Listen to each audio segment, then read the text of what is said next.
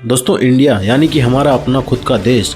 वैसे तो हमें अपने देश के बारे में बहुत कुछ पता है, बट ये घमंड बिल्कुल भी सही नहीं है कि मुझे सब कुछ पता है अपने देश के बारे में। सो आज इस वीडियो में हम अपने इंडिया से जुड़े कुछ ऐसे फैक्ट्स जानेंगे जो कि आपको पूरी तरीके से शॉक कर देंगे। So without further ado let's get into the video.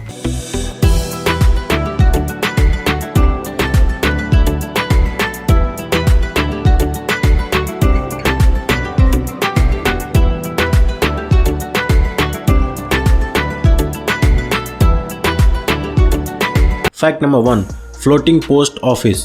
दोस्तों India has the largest postal network in the whole world. आज भी इंडिया में पोस्टल सर्विसेज उसी जोरों शोरों से चालू हैं जैसे पहले चालू थी।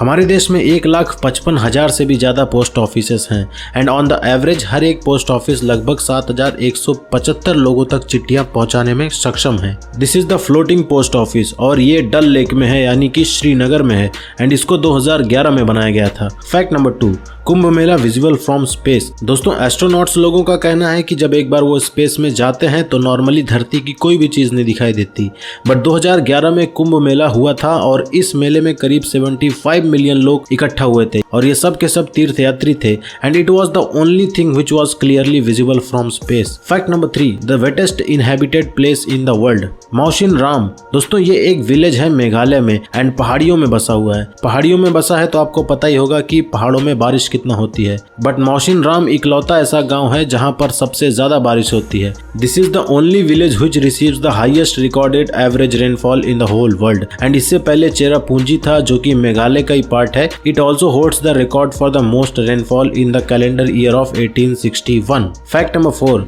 Bandra Worli sea link has steel wires equal to the earth circumference. दोस्तों वैसे तो इंडिया में आर्किटेक्चरल मोन्यूमेंट्स बहुत हैं, बट सभी के सभी हिस्टोरिकल मोन्यूमेंट्स है यानी कि राजा महाराजाओं के टाइम पे बनाए गए हैं, बहुत पुराने हो चुके हैं। Just watch this Bandra Worli sea link. ये ब्रिज इतना बड़ा और इतना ब्रेथ टेकिंग है कि you can't ignore this. It's just a masterpiece.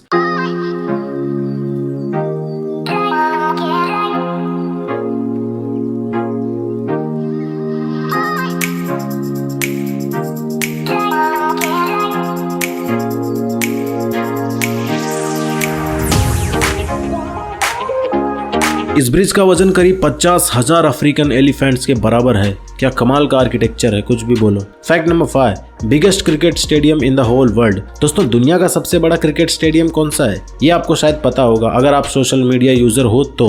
Yes, we are talking about the Narendra Modi stadium situated in Ahmedabad. इस स्टेडियम में 1,10,000 से भी ज्यादा लोग बड़े आसानी से फिट किए जा सकते हैं। वैसे तो इस स्टेडियम का पहले नाम था मोटेरा, बट रिसेंटली ही इसका नाम मोटेरा से चेंज करके रख दिया गया है Narendra Modi stadium. Fact number 6, shampooing is an Indian concept. दोस्तों आपने एक से बढ़ के एक शैम्पूज देखे होंगे। ये सब भले ही बाहर की कंपनीज की शैम्पूज हों, बट कहीं ना कहीं शैम्पू की इन्वेंशन इंडिया में शुरू हुई है। ये जो केमिकल्स वाले शैम्पू हैं मैं इनकी बात नहीं कर रहा। India is the only country which had started making shampoo from herbs and ये शैम्पू वर्ड संस्कृत वर्ड से निकाला गया है। संस्कृत में शैम्पू का मतलब है चंपू, चंपू का मतलब होता है मसाज। सो कहीं ना कहीं ये शैम्पू की इन्वेंशन हमारे संस्कृत से शुरू हुई है।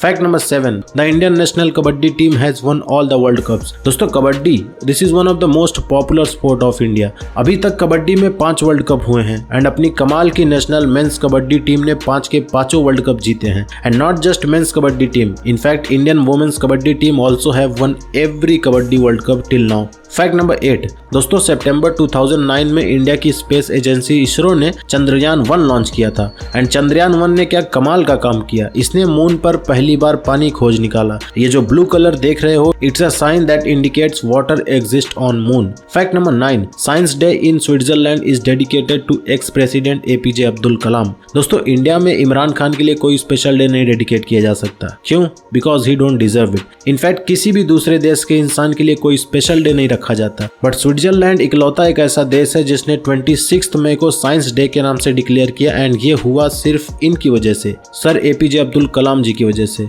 2006 में पहली बार एपीजे अब्दुल कलाम जी का मिसाइल प्रोग्राम स्विट्जरलैंड में पहुंचा था एंड इन्हीं के ऑनर में आज भी स्विट्जरलैंड में 26 मई को साइंस डे मनाया जाता है। एक खान सर और दूसरी तरफ अब्दुल कलाम जी, इन दोनों को इंडिया ने बहुत ही प्यार दिया because they deserve it. Fact number 10, India's first president only took 50% of his salary. दोस्तों आपसे अगर पूछा जाए कि बताओ इंडिया का सबसे पहला प्रेसिडेंट कौन था, तो क्या आप बता पाओगे? चलो मैं बताता हूँ। Doctor Rajendra Prasad was the first president of India and इनकी खास बात यह थी कि अपनी सैलरी की 50% ही लेते थे। इनका कहना था कि मुझे जितना चाहिए उतना ही लूंगा, उससे ज्यादा मैं नहीं ले सकता। एंड 12 साल के प्रेसिडेंट तक पहुंचते पहुंचते इन्होंने अपनी सैलरी घटा के 25% कर ली थी और उस वक्त एक प्रेसिडेंट की सैलरी होती थी 10,000 rupees. So you can imagine how much he was earning at that time. Fact number 11, the first rocket in India was transported on a cycle. दोस्तों आज इसरो एक बहुत ही बड़ा नाम है स्पेस फील्ड में, बट क्या आपको पता है कि इसकी शुरुआत कहां से हुई थी? Well, the first Indian rocket was so light and small that it was transported on a bicycle. Bicycle पर बैठा हुआ यह इंसान जो ये रॉकेट लेके जा रहा है, ये ले जा रहा है थुम्बा लॉन्चिंग स्टेशन पर, और ये स्टेशन उस वक्त था तिरुवनंतपुरम केरला में। सो हमारी स्पेस जर्नी शुरू हुई थी साइकिल से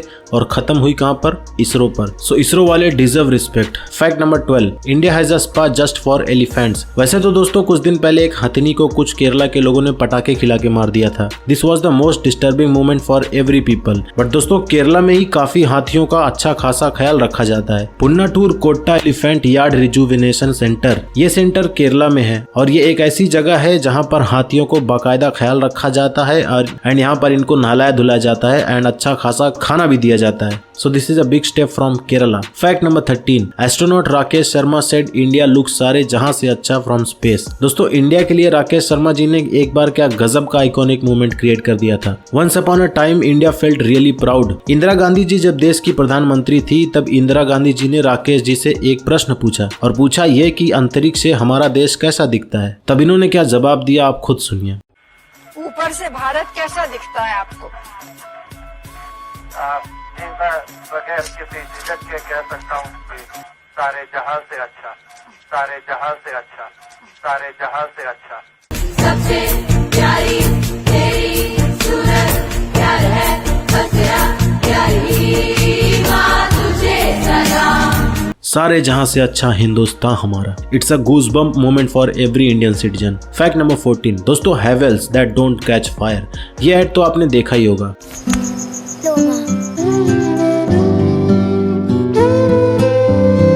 Havells, wires that don't catch fire.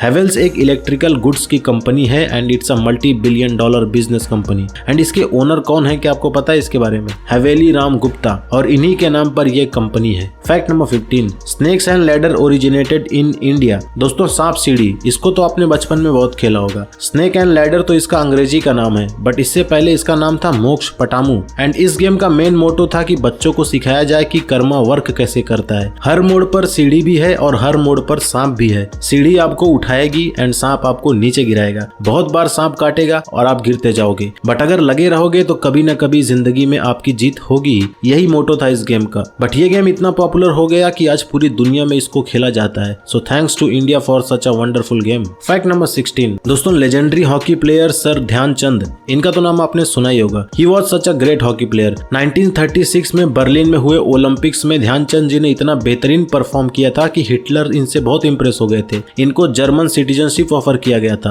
And Hitler चाहता था कि ध्यानचंद जी जर्मनी की तरफ से खेलें।